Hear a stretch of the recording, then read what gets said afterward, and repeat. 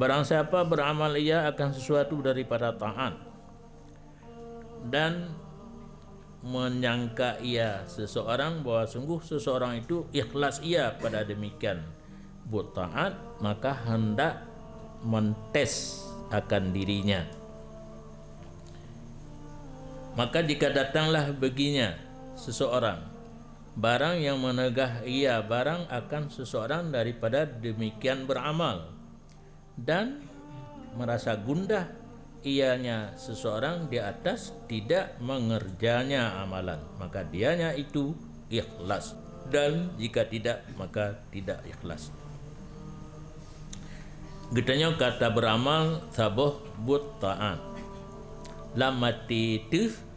karena kasih tata jaga dikeliati itu ikhlas dengan kaitamang dalam definisi yang kali kepuga dilikut. Na barometer seperti tak anggap ka ikhlas tapi nangon tes seperti kiban cara ta tes tekedi amalan yang kali tapubut buno datang halangan han berhasil pubut na gundah nya kali pubut